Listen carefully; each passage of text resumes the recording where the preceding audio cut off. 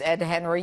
Ed, we've been talking, and it's kind of interesting. We all know that Senator McCain was a fighter pilot, graduate of the Navy Academy, did 23 bombing missions, kind of interesting, prisoner of war, author, politician, and certainly a maverick, his own man, and we just found out he was a cook, loved to cook. But you also knew the senator. You worked a long time. Covered him in the Senate, covered him on the presidential campaign trail. Many things stand out when you talk about his service. Let's not forget that his grandfather, John McCain Sr., and his father, John McCain Jr., they were both Navy admirals as well. Right. His father won a Silver Star during World War II. His grandfather was aboard the USS Missouri on September 2nd, 1945, when the Japanese surrendered. This is an entire family of public servants. And I mention that also because I remember the senator in a quiet moment in a Senate corridor many years ago when I was asking him after one of his lost presidential campaigns, either 2000 or 2008, are you going to retire? Are you thinking about walking away? And one thing he told me that stuck out was he said that both his grandfather and father, when they retired from the Navy, they died very shortly thereafter. They no longer had a mission, had a vocation, had a calling. He said, I'm not going to be like that. I'm going out fighting. That always stuck with me. And when Governor Huckabee talks about the barbecue that he enjoyed, I was covering Hillary Clinton in the 2016 campaign. I remember being in Boston trying to get back from New Hampshire, and John McCain happened to be on the flight. And he said, "Oh, old boy, what are you doing?" I said, "I'm covering Hillary." And he said, "Oh, God." And he rolled his eyes about, all of these candidates. He wasn't being mean to Hillary Clinton. He was saying, all of these candidates, Bernie Sanders, they're all running around. I've been there, done that, Ed, that kind of thing. He sits down, and two other things stand out. All he wanted to talk about was the Arizona Diamondbacks, because I'm a baseball fan, and he loved Paul Goldschmidt, the first baseman.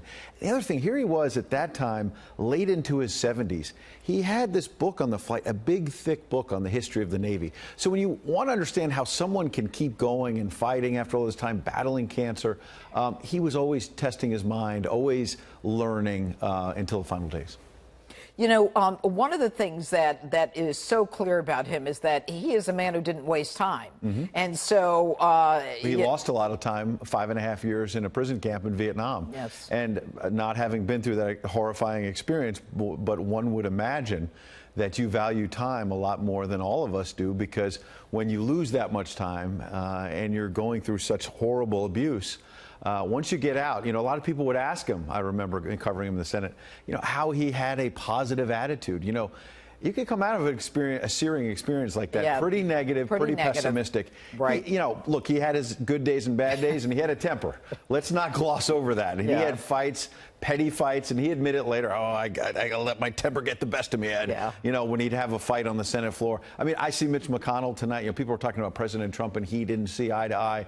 He and Mitch McConnell rarely saw eye to eye when I covered the Senate more than a decade ago. Is that right? And now McConnell is putting out statements. And I'm not saying he's being disingenuous or anything. I just think John McCain was had a stormy temper. He was a tough guy. He, as you say, Navy guy. He proudly said at the bottom of his class at Annapolis, he prided himself on that he wasn't the brainiac. That's he right. was the tough guy.